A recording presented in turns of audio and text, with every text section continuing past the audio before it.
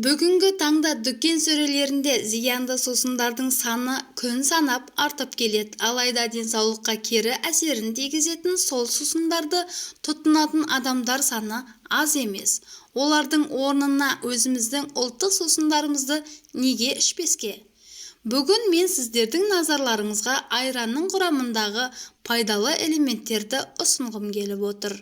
Сәлем достар, сіздермен бірге тек қана пайдалы арнасы. Пайдалы ақпаратымды жалғастырмас бұрын каналға жазылып, қоңырау белгісін баса кетіңіз дегім келеді. Себебі алдағы жарық көретін пайдалы ақпаратты жіберіп алмайтын боласыз.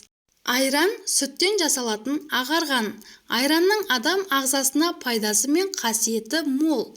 Мәселен, адам түрлі тамақтардан уланған кездерде де айранды қолданады. Себебі бұл өнім ағзаны тазартып қана қоймай, өзінің дәрумендерімен емдеп жазады. Ауруға қарсы тұру қажырын көтереді. Медицина тілімен айтқанда жедел жәрдем ас. Ал бұл сүт өнімін арнайы ашытқы арқылы дайындайды. Анығырақ айтсақ, сүтке қам жылы кезінде ұйытқы салып, 3-4 сағат жылы жерге қояды. Айранның ұйытқысы қою болғаны жөн. Айран Қазақстанды, Орта Азияда, Қырымда, Кавказда кеңінен тараған тағам. Сондықтан болса керек, бұл тағамның шығу тарихын әр ел өздерімен байланыстырып алған. Бірақ анығында айранның нағыз төркіні қазақ елі.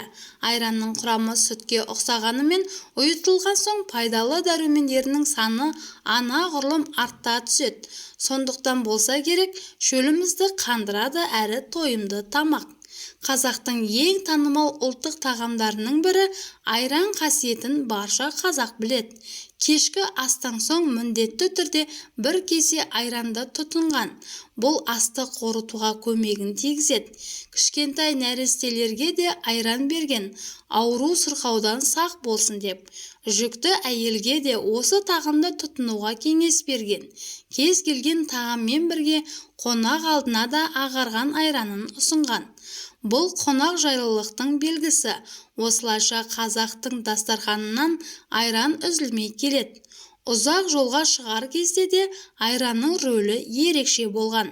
Тіпті үйге жылан кіргенде де басына ақ құйып шығарып салған. Айран әрдайым диетологтардың кеңес беретін ас мәзірі. Құрамы күрделі болғанымен соңы семіздікке алып келмейді. Себебі ағзаға түскен айран өзге тамақтарды қорытуға белсенді. Айран ұйқысыздық дертінің де алдын алады, яғни жүйке жүйесінде емдейді. Тіпті ота жасалған адамға да айранды ішкізу бұл ағзаның тез жазылуына әкеледі. Ал қыз-келіншектер айранды косметикалық бағытта да пайдаланады. Бетке жағып 15 минуттан кейін күн сайын жуып тастау әжім түсуден сақтайды екен. Бетті нәрлендіріп, қалпына келтіреді. Айранның құрамындағы дәрумендер сүйектің беріктігін қатайтып, бұлшықеттерді нығайтады. Бұл аз десеңіз асқазан жолдарын емдеп, ішек ауруларын жазады. Көздің көру қабілетін арттырады. Ал А дәрумені тері қабатының жұмсақ әрі әдемі болуына жағдай жасайды. Ал фосфор түрлі инфекциялардың алдын алып, жұқпалы дерттерден сақтайды. Айран сондай-ақ ағзасы лактоза қабылдамайтын адамдарға да көмектесе алады. Бұл сусынның құрамында қарапайым сүтке қарағанда лактоза аз. Себебі айран йогурт секілді ферменттелген сүт өнімдерінде ашыған сүт бактериялары лактозаны сүт қышқылына айналдырады. Сондықтан айранды тұтынғаннан кейін лактозаны қабылдамау белгілері өте нашар байқалады, немесе мүлдем болмайды. Бұл Огайо штатының университетіндегі жүргізілген тәжірибеде дәлелденді. Аталған зерттеуге лактоза тапшылығы бар 15 адам қатысып, айран ішті. Нәтижесінде тәжірибеге қатысқандарда әдетте лактозасы бар басқа да өнімдерді ішкеннен кейін пайда болатын іштің кебуі, ауруы және диарея сияқты симптомдардың белгісі төмендейді. Зерттеу барысында айранның аллергия мен демікпенің пайда болуын қоздыратын қабыну белгілерін басатыны белгілі болды. Достар, айран туралы пайдалы ақпаратым осымен тәмам.